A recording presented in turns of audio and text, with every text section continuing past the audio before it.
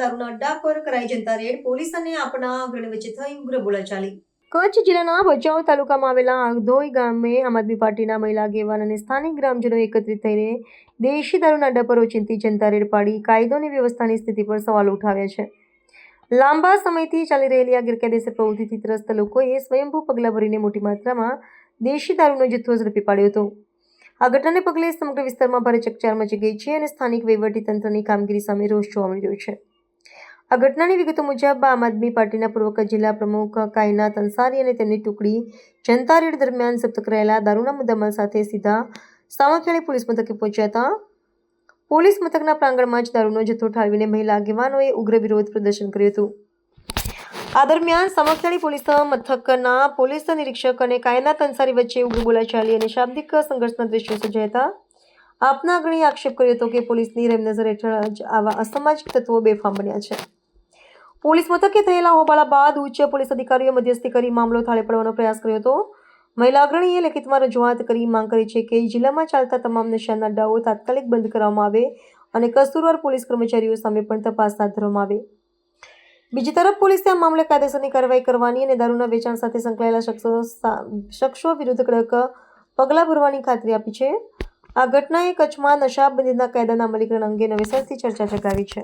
तो आज हम लोग गए थे आधोई गांव में हमने ये 2-4 पॉइंट लोकेट किए और हम वहाँ पहुँचे। जैसे ही गाड़ी रुकी वैसे ही जो बूटलेगर थे वो भाग गए और हमने ये माल जब्त किया। ये एक ही पॉइंट से जब्त कर पाए हैं, बाकी सब तो भाग गए थे। लेकिन मैं एक बात पूछना चाहती हूँ कि इतना खुलेआम पूरे गांव में कोथरियाँ भरी पड़ी, इतना खुलेआम दारू बिक रहा है तो प्रशासन क्या सो रहा है? अगर हम आम जनता है और हम जाके इस तरह से रेड कर सकते हैं तो पुलिस को क्या पता नहीं होगा कि कहाँ नहीं वीडियो उतारते हैं। हाईकोर्ट का ऑर्डर है, हाईकोर्ट का ऑर्डर ये आधोई से क्यों पुलिस को जान करें? पुलिस को अच्छा एक मिनट सर एक मिनट सर मैं आपसे बात कर रही हूँ सर मैं आपसे बात कर रही हूँ नहीं हम लेके અહીંયા પોલીસ સ્ટેશન તમે લઈને પોલીસ સ્ટેશનમાં તમે લઈને આવ્યા નહીં અહીંયા તમે લઈને આવ્યા આ તમે લઈને આવ્યા નથી આ તમે લઈને આવ્યા તમે આકે નાનો જવાબ આપો તમે લઈને આવ્યા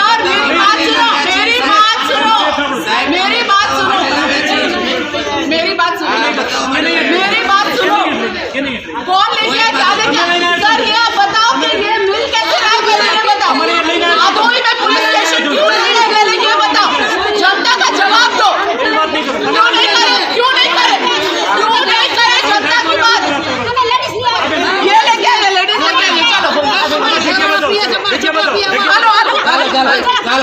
चलो भाई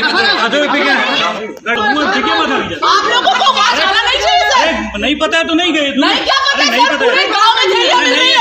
कैसी बात कर रहे हो आप? बात नहीं करो हमें थोड़ी बात नहीं करता चाहिए। गांव की हालत जुओ बात नहीं करो बधाने खबर છે ગામની હાલત બરાબર છે શું બરાબર છે? હાલો મારી સાથે ભાઈ ગાડી લગાવો હાલો ચલો હાલો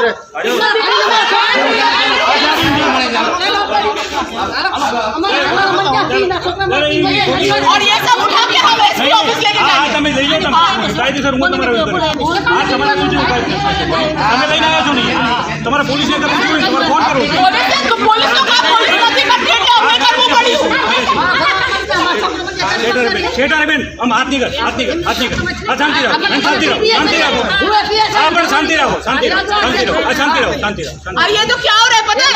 इन लोगों की गलती नहीं है इसीलिए ये लोग इस तरह से बिहेव कर रहे हैं। अरे बिहेव नहीं क्या बात हाँ ऐसे बिहेव कर रहे हो, दिस इज इररिस्पांसिबल बिहेवियर।